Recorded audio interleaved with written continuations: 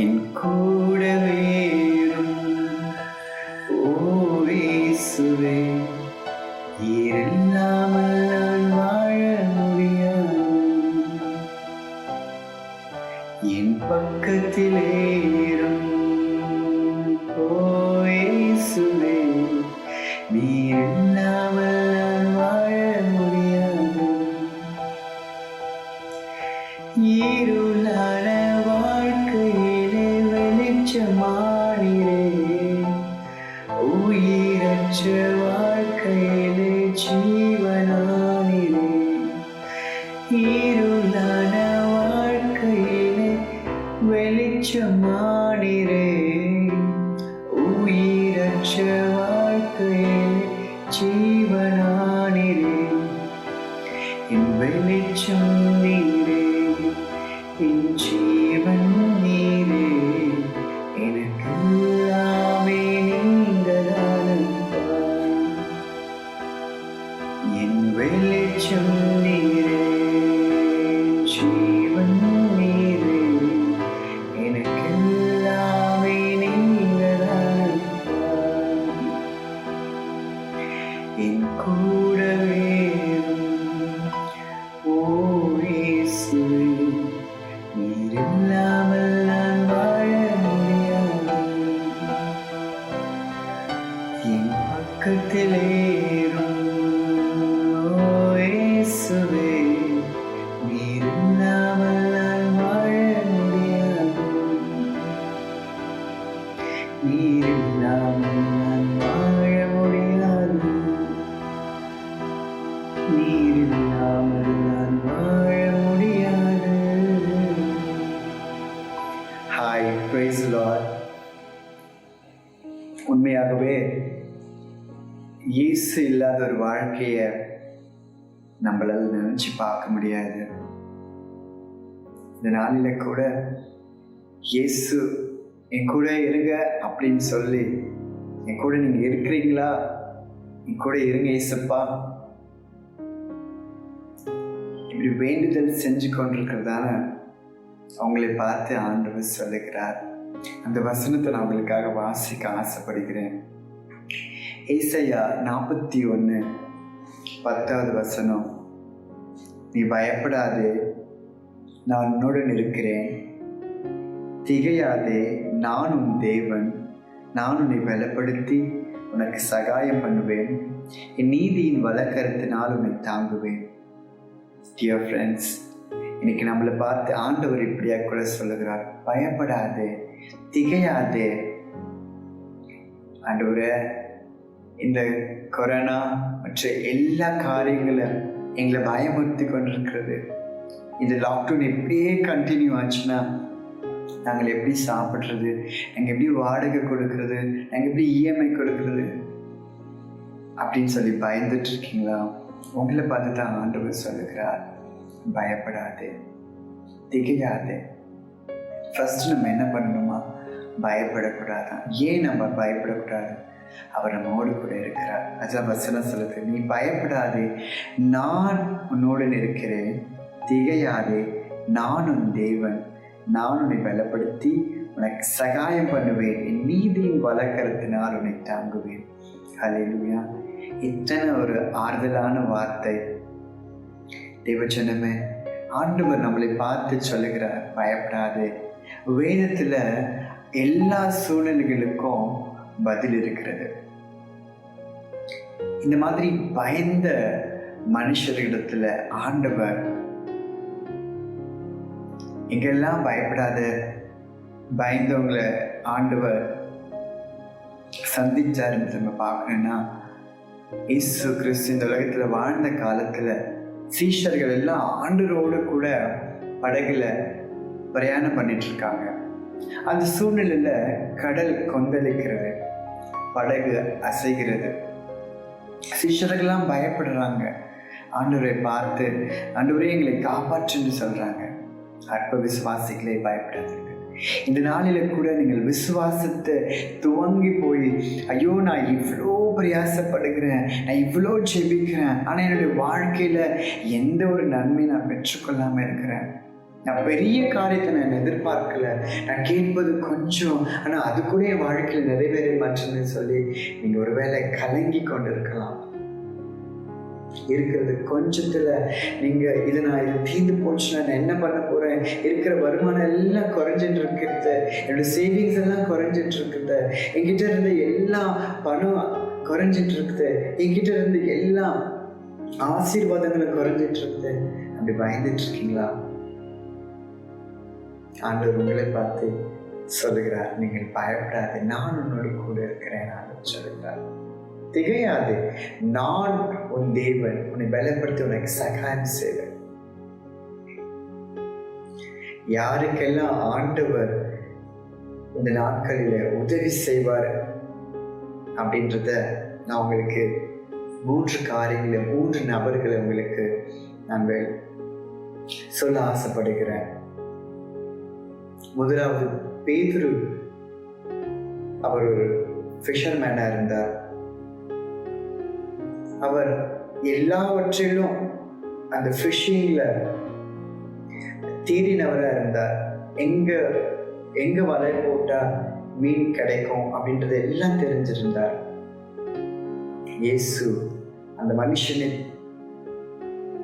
முன்குறித்ததுனால நான் எப்படியா கூட விசுவாசிக்கிறேன், ஒருவேளை தேவன் அவரை சந்திக்க இல்ல அவர் தேர்ந்தெடுக்க ஒருவேளை மீன்களுக்கு அவரை கட்டளை கொடுத்திருக்கலாம். தேவஜனமே, இயேசு பேதுருவை நோக்கி இப்படியே சொல்லுகிறார், நீ ஆழத்துக்கு போய் வலைய வீசு அப்படின்னு சொல்லிட்டு. இயேசுக்கும் பேதுருக்கும் எந்த ஒரு கனெக்ஷனும் கிடையாது. அதுக்கு முன்னாடி அவங்க பார்த்துக்கிட்டு பேசினது கிடையாது. ஆனா இயேசு சொன்ன உடனே பேதுரு கீழ்ப்படிஞ்சு அவர் ஆழத்துக்கு போனார், வலையை போட்டார், திரளான மீன்களை பிடித்தார். அல்லேலூயா. இயேசுவின் வார்த்தையை கேட்டு அப்படியே வாழ்ந்த எந்த மனுஷனுடைய வாழ்க்கையில தோல்வி இல்லை. ஆனா ஏன் என்னுடைய வாழ்க்கையில தோல்வி, ஏன் என்னுடைய வாழ்க்கையில குறை? ஆண்டவர் சொன்னார், ஆழத்துல. ஒருவேளை நீ போட்ட வலை ஆழம் இல்லாத இடத்துல இருக்கலாம். இந்த நாட்களில நீ போக வேண்டிய இடம் ஆழமானது. ஆழமான இடத்துல நீ போடும்போது அங்க மீன்களை நீ பிடித்துக் கொள்வாய். அப்படியே பேதுரு, அவன் எல்லாம் தெரிஞ்சவனா இருந்தாலும் அவர் முழுவதும் பிரயாசப்பட்டான், ஒன்றும் அகப்படவில்லை. இந்த வேளையில் நீங்க முழுவதும் இரவும் பகலும் ஜெபித்துக் கொண்டிருக்கிறீங்களா? உங்க ஜெபத்திற்கு பதில் கிடைக்கலையா? இல்ல உங்க ஜெபத்தினுடைய பிரதிபலன் இன்னும் கிடைக்காம இருக்கிறதா? நீங்கள் போட்ட வலை, உங்களுடைய பிரயாசங்கள் எல்லாம் ஆழத்தில் இல்லாமல் இருக்குமானால், ஆழம் என்பது ஒருவேளை உங்களுடைய விசுவாசம் முழுமையான விசுவாசம் இல்லாமல் இருக்கலாம். நான் ஜெபிக்கிறேன், எனக்கு கிடைக்கும், அப்படிப்பட்ட விசுவாசம் இல்லை. ஆண்டவர் சொல்லிட்டார், நான் போறேன். இது எப்படி? நான் இவ்வளவு தூரம் பிரயாசப்பட்டுட்டேனே, ஆனா நான் ஒன்றும் பெற்றுக்கொள்ளலே. அவர் அங்க வாக்குவாதம் பண்ணல. உடனடியாக அங்க போயிட்டு கர்த்தர் சொன்ன வார்த்தையின்படி, இயேசு கிறிஸ்து சொன்ன வார்த்தையின்படி அவர் வலையை வீசினார். உடனே திரளான மீன்கள், வலை கிழியத்தக்கதான மீன்களை அவர் பிடித்தார். நம்ம சிந்தித்து பார்ப்போம். இன்று நம்முடைய ஜெபங்கள் இயேசுவை நம்மிடத்திலே கொண்டு வருவோம், இல்லை இயேசுவோடு கூட இணைந்துகிற வாழ்க்கை நமக்கு இருக்கிறதா? நான் இயேசுவை நேசிக்கிறேன், நான் ஜெபிக்கிறேன், நான் பைபிள் வாசிக்கிறேன், ஆனால் என்னுடைய வாழ்க்கையில இயேசு சொல்கிறபடி என்னுடைய வாழ்க்கையை நான் ஜீவிக்கிறேனா என்பதை யோசித்து பார்க்க வேண்டும். நீங்கள் அப்படி உண்மையாகவே கர்த்தருடைய வார்த்தைக்கு கீழ்ப்படுவீர்களானால் நீங்கள் கேட்டுக்கொள்வது எதுவோ கர்த்தர் உங்களுக்கு தருவார். பிதாவின் சித்தத்தின்படி செய்கிறவன் கேட்டுக்கொள்வது எதுவோ அவன் பெற்றுக்கொள்கிறான். இயேசு கிறிஸ்துவின் சித்தத்தின்படி நம்ம பார்க்கிற நபர்கள் இயேசுவின் சித்தத்தின்படி பார்க்கிறோமா? இயேசு விரும்புகிற இடத்திலும் இருக்கிறோமா? இயேசு சொல்லுகிறது நம்ம செய்கிறோமா என்பதை சிந்தித்து பார்ப்போம். அடுத்தது, ஒரு விதவை வீட்டில் ஒரு ஊழியக்காரர் அந்த விதவியை தேடி போகிறார். அங்கு அவர்களிடத்தில் ஆகாரத்தை கேட்கிறார். ஆனால் அந்த விதவையின் வீட்டின் சிச்சுவேஷனோ, நிலைமையானது மிகவும் மோசமா இருந்தது.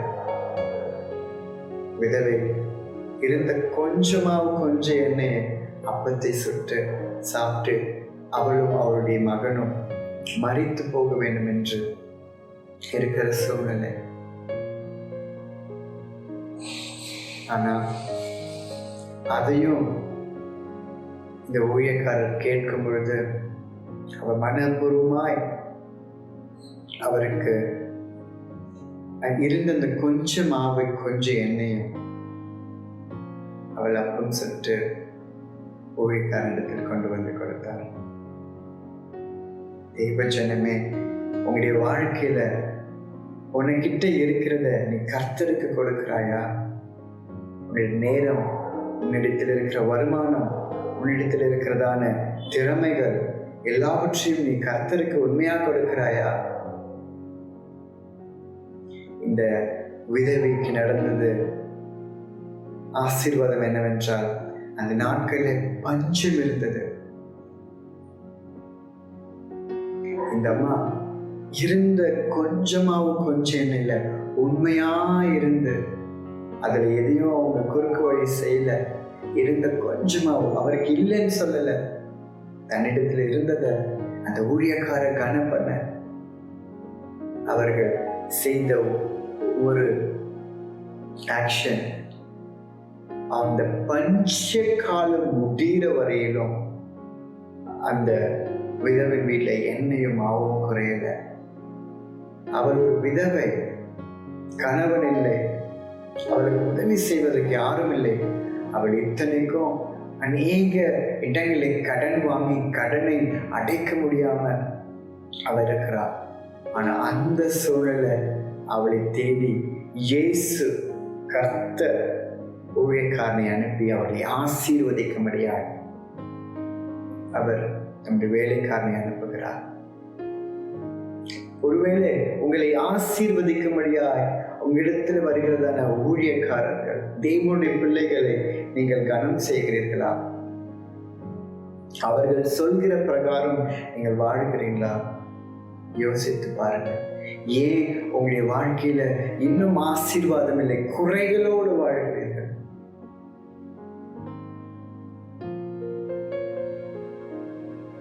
கர்த்தர் என்னுடைய குறைகள் எல்லாம் கிறிஸ்துவுக்கு நிறைவாக்குற தேவன்.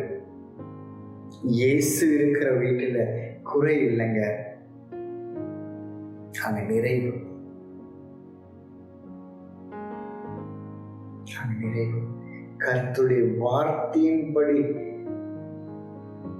அவர் என்ன சொல்கிறாரோ அதன்படி செய்யும்போது நிச்சயமாகவே பேதுரு யோசிச்சிருக்கலாம், ஏன் நாங்க போகணும், எனக்கு தெரியாதா, எனக்கு எல்லாம் தெரியுமே, நான் இவ்வளவு தூரம் பிரயாசப்பட்டுட்டேன், இவர் சொல்வது என்ன அப்படின்னு சொல்லி அவர் ஒருவேளை அவரை நெக்லெக்ட் பண்ணியிருந்தார், அந்த ஆசீர்வாதத்தை அவர் பெற்றுக்கொண்டிருக்க முடியாது.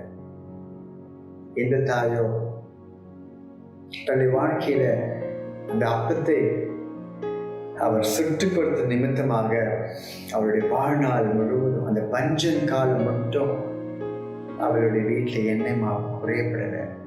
நீங்கள் கர்த்தருக்கு உண்மையாகவே கீழ்ப்படிந்து கர்த்தருக்கு கொடுக்க வேண்டிய நேரத்தை, கர்த்தருக்கு கொடுக்க வேண்டிய கனத்தை, கர்த்தருக்கு கொடுக்க வேண்டிய உங்கள் வருமானத்தை உண்மையாகவே கொடுப்பீர்களானால் கர்த்தர் உங்களை ஆசீர்வதிப்பார்.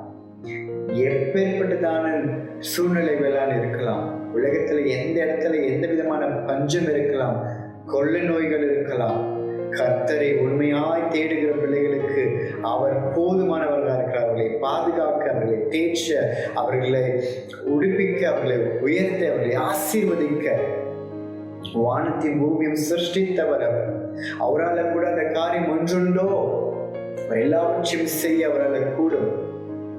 உனக்கு ஆசீர்வாதத்தை கொடுப்பது அவருக்கு லேசான காரியம். ஆனால் நாம் எப்படி இருக்கிறோம்? ஆசீர்வாதத்தை பெற்றுக்கொள்கிறதான பக்குவத்தில் நம்ம இருக்கிறோமா? கர்த்தருக்கு கீழ்ப்படிய வேண்டிய காரியத்துல கீழ்ப்படுகிறோமா? அவருடைய வார்த்தையின்படி நடக்கிறோமா?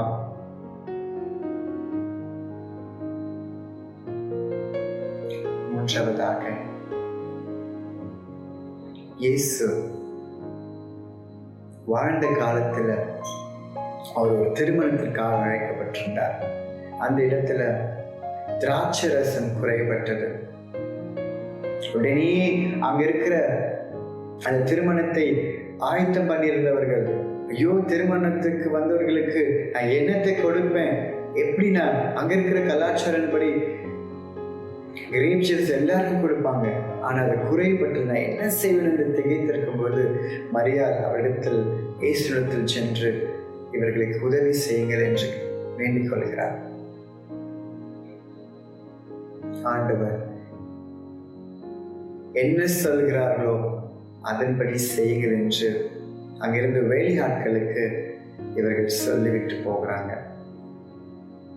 அங்கிருந்து வேலையாட்கள் எல்லாரும் ஆண்டவர் இடத்துல வந்து அவர்கள் விசாரிக்கும் போது அவர் சொல்லுகிறார், நீங்கள் கச்சாடிகளை தண்ணீராலே நிரப்புங்கள் என்று. திராட்சை ரசம் குறைபட்டிருக்கிறது. ஒருவேளை திராட்சை ரசம் எங்க இருக்கிறதோ அந்த இடத்தை இவர் கரெக்டா சொல்லி அதுக்குரிய பணத்தை கொடுத்து அதை வாங்கிட்டு வர சொல்லியிருக்கலாம். இல்ல திராட்சை பழங்களை கொண்டு வாங்க அப்படின்னு சொல்லியிருக்கலாம். ஆனால் அவர் திராட்சை பழத்தையும் கொண்டு வர சொல்லல, திராட்சை ரசம் எங்க இருக்கிறதுன்னு சொல்லல. மாறாக வெறும் தண்ணீரை கற்சாடில் நிரப்புங்கள் என்று சொன்னார். வேலையாட்களோ அதன்படி செய்தார்கள். அவருடைய வாழ்க்கையில அவர்கள் கண்டிராத அற்புதத்தை இயேசு கிறிஸ்து செஞ்சார். என்ன நடந்தது தெரியுமா? அந்த வெறும் தண்ணீர் திராட்சை ரசமாய் மாறினது. அல்லேலூயா! திராட்சை ரசமாய் மாறினது. அது மிகவும் ருசி உள்ளதா இருந்தது. அங்கிருந்த எல்லா அந்த மேரேஜ்க்கு இன்வைட் பண்ணியிருந்த ஒவ்வொரு பர்சன்ஸும் அங்க ஆயத்தம் பண்ணப்பட்டதான அந்த வீட்டினுடைய ஓனரிடத்துல கேட்கிறாங்க, நீங்கள் முதல் கொடுத்ததான திராட்சை ரசம் அவ்வளோ டேஸ்டா இல்லை, ஆனா இப்போ கொடுக்குறதோ அது மிகவும் டேஸ்டா இருக்குன்னு சொல்லி தேவன் செய்த அற்புதம். கர்த்தருடைய வார்த்தையின்படி முறுமுறுக்காம என்ன சொல்றாரோ, எதை செய்ய சொல்றாரோ, உங்க புத்தியில இல்ல, உங்களுடைய ஞானத்தினால அல்ல, நீங்கள் அறிந்து கொண்டவைகள் இல்ல,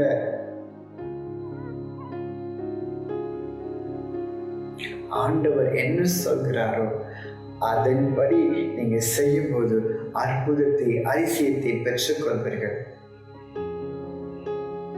பேதுரு ஆண்டவர் செய்த அற்புதத்தை பார்த்து அவன் இப்படியா கூட ஆண்டவரோடு கூட ஊழியம் செய்ய தன்னை அர்ப்பணித்துக் கொண்டான். அவனுக்கு நடந்த அற்புதம் என்ன தெரியுமா? அவனுடைய வாழ்க்கையில அவன் கடவுளை இயேசு கிறிஸ்துவை மெய்யான ரட்சகர் என்று ஏற்றுக்கொண்டு அவருடைய வார்த்தையின்படி செய்து கொண்டிருக்கும் பொழுது அவனுடைய வாழ்க்கையில அவருடைய ஆலயத்திலிருந்து அவர் வெளியே வரும்போது ரொம்ப நாளா பிறந்ததிலிருந்து சப்பானியாய், அதாவது நடக்க முடியாத ஒரு மனுஷன் இருந்தார். அவரிடத்துல அவர் பிச்சை கேட்டார். அப்பொழுது பேதுரு சொல்லுகிறார், என்னிடத்தில் உங்களுக்கு கொடுப்பதற்கு ஒன்றுமில்லை, இயேசு கிறிஸ்துவின் நாமத்தினாலே நட அப்படின்னு சொன்ன உடனே அந்த மனுஷன் எழுந்து நடந்தான். அல்லேலூயா! அன்று பேதுரு இயேசு கிறிஸ்து சொன்ன வார்த்தையின்படி நடந்தது நிமித்தமாய் அவன் பெற்றுக்கொண்ட ஆசீர்வாதம் அவன் மற்றவர்களுக்கு ஆசீர்வாதமாய் மாறினான். அதே போல் இந்த விதவையும் தன் மகன் மரித்து போகிறான். அந்த மகனை திரும்ப அந்த ஊழியக்காரத்தில் கொண்டு போகும்போது அந்த ஊழியக்காரன் அவருக்கு ஜெபிக்கும் போது அந்த மகன் உயிரோடு கூட எழும்பி ஜீவனை பெற்றுக்கொண்டார். தேவஜனமே, நீ கர்த்தருக்கு உண்மையாகவே எதையாவது உன்னிடத்தில் இருப்பது அவருக்கு நீ சரியாக செய்திருப்பேயானால், உன்னுடைய என்ன தேவை என்றாலும், உன்னுடைய வாழ்க்கையில நீ எந்த குறிச்சி நீ வேண்டிக் கொண்டிருக்கிறியோ, எந்த காலத்தை எதிர்பார்க்கிறியோ, கர்த்தர் ஏற்ற வேளையில அது கொடுக்க அவர் போதுமானவராக இருக்கிறார். உண்மையாகவே நீ தேவனுக்கு கொடுக்க வேண்டிய நேரத்தை சரியாய் கொடுக்கிறாயா? கர்த்தருக்கு கொடுக்க வேண்டிய கனத்தை சரியாக கொடுக்கிறாயா? கர்த்தருக்கு கொடுக்க வேண்டிய உன்னுடைய வருமானத்தின் தசம பாகங்களை தேவனுக்கு உண்மையாக கொடுக்கிறாயா? தேவனோடு கூட நடக்கிறாயா? உனக்கும் தேவனுக்கு இருக்கிற உறவு எப்படி இருக்கிறது? எல்லாவற்றிலும் உன்னுடைய வாழ்க்கையில நீ செய்கிற ஒவ்வொரு ஸ்டெப்லையும், ஆண்டவரே இந்த வாழ்க்கையில நான் இருக்கிறேன், இந்த காரியத்தை நான் செய்யலாமா, இந்த நபரோட நான் பேசலாமா, இந்த நபரோட நான் இருக்கலாமா, இந்த வேலையை நான் செய்யலாமா, இதை எப்படி செய்ய வேண்டும் என்று ஆண்டவரிடத்தில் எல்லாவற்றையும் விசாரித்து அதன்படி நீ செய்கிறாயா? அதன்படி நீ செய்யாத பட்சத்துல ஒரு நன்மையும் தேவனிடத்தில் பெற்றுக்கொள்ள முடியாது. கர்த்தர் நல்லவர், அவர் எனக்கு போதுமானவராக இருக்கிறார். என் தேவன் எனக்கு, அவர் என்னை பயப்படாது திகையாதுன்னு சொல்லிட்டார். நான் பயப்பட மாட்டேன், திகைய மாட்டேன்னு சொல்லிட்டு தன் இஷ்டப்படி தன் வாழ்க்கையை நீ வாழ்ந்து கொண்டிருப்பேயானால், கர்த்தருடைய வார்த்தைக்கு வசனத்திற்கு கீழ்ப்படியாமல் எதை நீ மனம் போன போக்கில் வாழ்ந்து கொண்டிருப்பேயானால், தேவனிடத்திலிருந்து ஒரு நன்மையும் நீ பெற்றுக்கொள்ள முடியாது. உன் விசுவாசம் அது ஆழமாய் இருக்க வேண்டும். உன் விசுவாசம் சூழ்நிலைகள ஒன்றுமே இல்லை, இருக்கிறது கொஞ்சம் தான், ஆனா நான் கொடுக்கிறேன், கர்த்தருக்கு நான் கொடுப்பேன், கர்த்தருக்கு நான் செய்வேன், நான் விசுவாசத்தோடு நான் இருப்பேன், அப்படி முழு இருதயத்தோடு முழு பலத்தோடு கூட தேவனிடத்தில் அன்பு கூர்வாயானால் கர்த்தர் உன்னை வெட்கப்படுத்த விட மாட்டார். ஏன் நீ உன் வாழ்க்கையில எந்த நன்மையும் இன்று பெற்றுக்கொள்ளவில்லை? நீ கர்த்தர் விரும்புகிற பிரகாரமாய் வாழ்கிறாயா? இல்ல மனம் போன போக்கில நான் இயேசுவை நேசிக்கிறேன், நான் வேதத்தை வாசிக்கிறேன், நான் ஜெபிக்கிறேன், நான் பைபிள்ல அப்படியே நான் எல்லா வாக்குத்தத்தங்களையும் சொல்லி நான் ஜெபிக்கிறேன், சொல்வது நல்லது, ஆனால் அதன்படி வாழாத பட்சத்துல எந்த நன்மையும் தேவனிடத்தில் பெற்றுக்கொள்ள முடியாது. ஏன்னா அவர் நீதியின் வழக்கத்தினால் உன்னை தாங்குவேன் என்று சொல்கிறார். உன்னிடத்துல நீதி இல்லாத பட்சத்துல உனக்கு எப்படி அவர் நீதி செய்ய முடியும்? அவர் நீதியின் தேவன். இந்த வார்த்தையின்படி செய்கிறவனுக்கோ கர்த்தர் ஆசீர்வதிக்கிறார். நீ போகையிலும் ஆசீர்வதிக்கப்பட்டிருப்பாய், வருகையிலும் ஆசீர்வதிக்கப்பட்டிருப்பாய். எப்பொழுது கர்த்தருடைய சத்தத்துக்கு நீ கீழ்ப்படிந்து, கர்த்தருடைய வேதத்திற்கு நீ கீழ்ப்படிந்து இரவும் பகலும் இதுல தியானமாயிருக்கிற மனுஷன் பாக்கியவான். அவன் தான் நீர்க்காலில் ஓரமாக நடப்பட்டு தன் காலத்தின் தன்கனியை தந்து இலையுதிராதிருக்கிற மரத்தை போல இருப்பான். வேதத்துல பிரியம் இல்லாம, கர்த்தருடைய வார்த்தைக்கு நீ கீழ்ப்படியாம, கர்த்தர் சொல்லுகிற பிரகாரமா நீ வாழாத பட்சத்துல உன்னிடத்துல நீ இன்னும் இருக்கிறது எல்லாவற்றையும் நீ இழந்து கொண்டு போவாய்.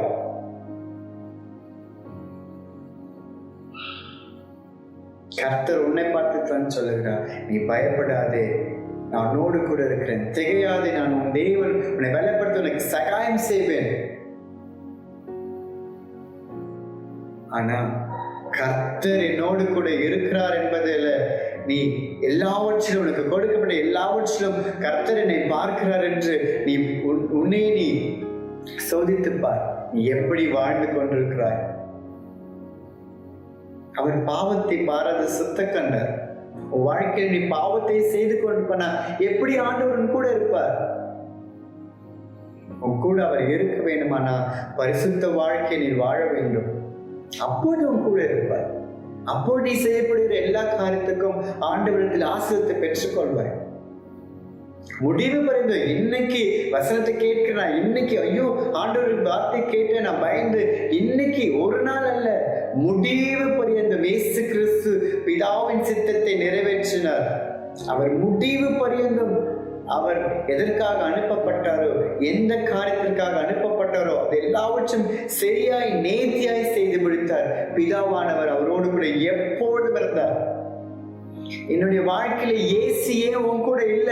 நீ செய்கிற காரியத்துல ஏன் ஜெயம் இல்லை? நீ ஜெபிக்கிற காரியத்துல ஏன் நன்மையை பெற்றுக்கொள்ளவில்லை? நீ செய்கிறது எல்லாவற்றிலும் இயேசுனோடு கூட இருக்கிறாரா? தெய்வ பக்தி வீணா இருக்கிறது. நாம நீ அடக்காம, நீ பேச வேண்டியது பேசாம, நீ இருக்க வேண்டிய இடத்துல இருக்காம, நீ செய்து கொண்டிருப்பது எல்லாம் சரி, நான் செய்வதுதான் கரெக்ட் அப்படின்னு சொல்லி உன்னையே சுயநீதியிலே நீ வாழ்ந்து கொண்டிருப்பாயானால் இயேசு கிறிஸ்து எந்த நன்மையும் உனக்கு கொடுக்க முடியாது. அவர் நீதியுள்ளவர். அவர் சொல்கிற வார்த்தையின்படி நடக்கிறவனுக்கு ஆசீர்வாதம், அவர் சொல்கிற வார்த்தையின்படி நடக்காதவர்களுக்கு சாபம். தேவனிடத்தில் நன்மையை பெற்றுக்கொள்ள விரும்புகிற நீ, தேவன் விரும்புகிற பிரகாரமா நீ வாழும்போது நிச்சயமாகவே இந்த சொல்லப்பட்ட வார்த்தை உன்னுடைய வாழ்க்கையில் நிறைவேறும். அவர் கூட இருப்பார். எப்பொழுது இருப்பார்? தேவன் விரும்புகிறதான பரிசுத்தம்.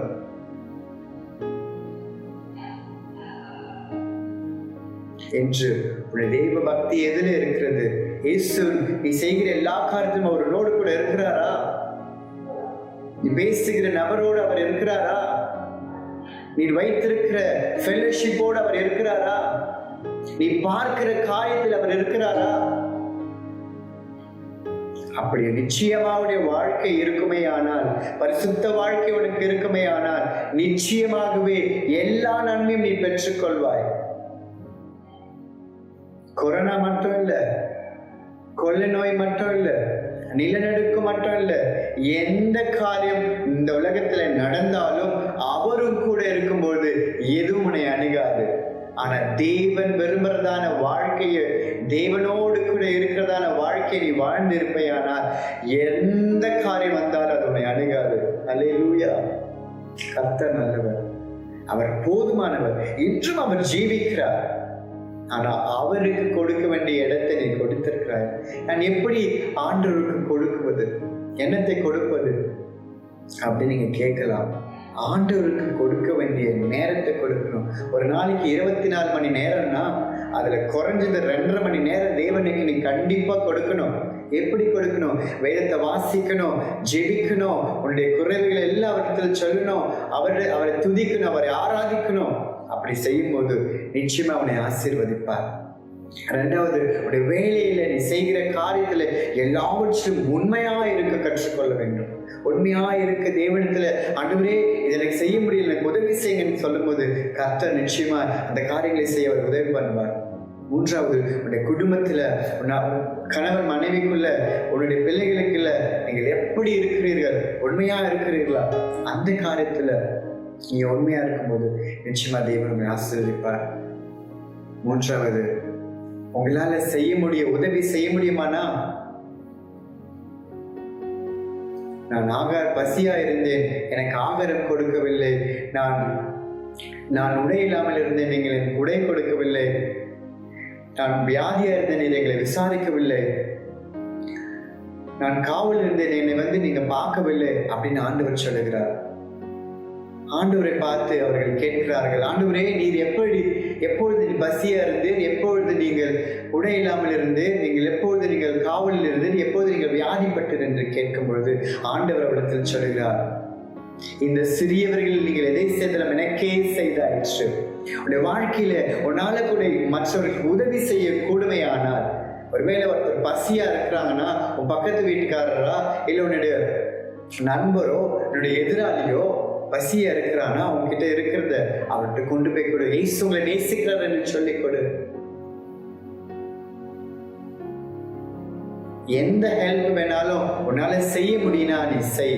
கர்த்தர் நிச்சயமாவே உங்களை ஆசீர்வதிப்பார். அவர் சொல்லுகிற பிரகாரமா நீங்க வாழும்போது அவரிடத்தில் நன்மையை பெற்றுக் கொள்வீர்கள். இந்த நாட்களில அநேகர் தேவைகளோடு கூட இருக்கிறாங்க, அநேகர் குறைவுகளோடு கூட இருக்கிறாங்க. உங்களால் முடிந்த நன்மைகளை மற்றவர்கள் செய்து தேவ அன்பை அவரிடத்தில் வெளிப்படுத்தும் பொழுது நிச்சயமாகவே நீங்கள் செய்வது அவருக்கு செய்கிறீங்க. தேவன் இந்த சிறியவர்கள் ஏழைக்கு இறங்குறவன் கர்த்தருக்கு கடன் கொடுக்கிறான். ஏழைக்கு நீங்கள் இறங்கும் போது, கர்த்தருக்கு கடன் கொடுக்கும் போது, கர்த்தர் அவர்களுக்கு கடனாளி இல்லாதபடிக்கு நீங்கள் கொடுத்தது எல்லாவற்றையும் அவர் திரும்ப கொடுப்பார். இரட்டத்தனையான ஆசிரத்தை பெற்றுக்கொள்வீங்க. தேவனிடத்திலிருந்து நன்மையை நீங்கள் பெற்றுக்கொள்வீங்க. தெய்வ ஜனமே, உங்களுடைய வாழ்க்கை இன்னைக்கு எப்படி இருப்பதை சிந்தித்து பாருங்கள். கர்த்தர் உங்களை ஆசீர்வதிக்க விரும்புகிறார். கர்த்தரோடு கூட நீங்க இணைந்து வாழும்போது, கர்த்தர் சொல்கிற வார்த்தையின்படி நீங்கள் வாழும்போது நிச்சயமாகவே தேவனத்தின் நன்மையை பெற்றுக் கொள்வீர்கள். நான் உங்களுக்காக ஜெபிக்கிறேன். கிருபையின் ஆதாரம் என் ரட்சகா, இந்த அருமையான கர்த்தாவை இந்த வேலைக்காக ஸ்தோத்திரம். என்னோடு கூட இணைந்திருக்கிற ஒவ்வொரு பிள்ளைகளுக்காக நான் ஜெபிக்கிறேன் ஆண்டவரே. ஆண்டவரே, இவர்கள் பயத்தோடு ஆண்டவரே, நான் எப்படி இந்த வீட்டு வாடகை கொடுப்பேன், இஎம்ஐ கட்டணமே, என் பிள்ளைகளை படிக்க வைக்கணுமே, நான் சாப்பிடணுமே, ஆண்டவரே இப்படியே இந்த லாக்டவுன்கள் போயிட்டே இருந்துச்சுன்னா என் வாழ்க்கை என்ன ஆகுமோ என்று பயந்து திகைத்திருக்கிற ஒவ்வொரு பிள்ளைகளுக்காக நான் ஜெபிக்கிறேன். கர்த்தாவே, நீ சொன்னீரே, பயப்படாத, நோண்டு கூட இருக்கிறேன், நீ திகையாத, நானும் தேவனோட பலப்படுத்த சகாயம் பண்ணுவேன்னு சொன்னீங்களா? சகாயத்துக்காக கலங்கி நிற்கிற ஒவ்வொரு பிள்ளைகளுக்கு தேவனி சகாயத்தை செய்ய முடியாத நாங்கள் ஜெபிக்கிறோம்.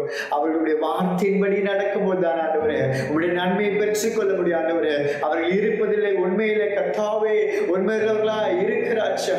ஆண்டவரே, உண்மையில மனுஷன் பரிபூர்ண ஆசத்தை பெற்றுக் கொள்வார். ஆண்டவரே, இந்த நாட்களில் கூட அவர்கள் இருக்கிற எல்லா காரியத்திலும், வேலையில, நேரத்துல, ஆண்டவரே எல்லாவற்றிலும், ஆண்டவரே தகப்பன் வருமானத்தில் எல்லாவற்றிலும் அவர்கள் உண்மையுள்ளவர்களாய் மாற்றுவீராக. ஆண்டவரே, அவர்கள் உதவி செய்ய நாங்கள் ஜெபிக்கிறோம். இந்த நாளிலே கர்த்தாவே, கொரோனா பேஷண்ட் கர்த்தாவே ஹாஸ்பிட்டல் இருக்கிற ஒவ்வொரு பிள்ளைகளுக்காக நாங்கள் ஜெபிக்கிறோம். இயேசுவின் ரத்தத்தினாலே அவர்களை பூசி நாங்கள் ஜெபிக்கிறோம். தேவனே, அவர்கள் சுகமடையும்படியாக நாங்கள் ஜெபிக்கிறோம். ஆண்டவரே, தேவைகளோடு இருக்கிற பிள்ளைகளுக்காக ஜெபிக்கிறோம். குறைகளோடு இருக்கிற பிள்ளைகளுக்காக ஜெபிக்கிறேன். இயேசுவின் நாமத்திலே, கிறிஸ்து இயேசுக்குள்ள எல்லா குறைகளும் நிறைவாக்கும்படியாக நாங்கள் ஜெபிக்கிறோம். ஆண்டவரே, இவருடைய தேவைகளை சந்திங்க, குறைகளை நிறைவாக்குங்க, அற்புத அதிசயங்களை செய்யுங்க. ஆண்டவரே, ஆண்டவரே, நாட்கள் பொல்லாதபடியால் காலத்தை பிரயோஜனப்படுத்திக் கொள்ள ஆண்டவரே ஒவ்வொருத்தரும் உதவி செய்ய நாங்கள் ஜெபிக்கிறோம். ஆண்டவரே, இயேசு கிறிஸ்து நாமத்தில் வேண்டுகிறோம் எங்கள் ஜீவனுள்ள நல்ல பிதாவே. ஆமென், ஆமென், ஆமென். God bless you. Thank you.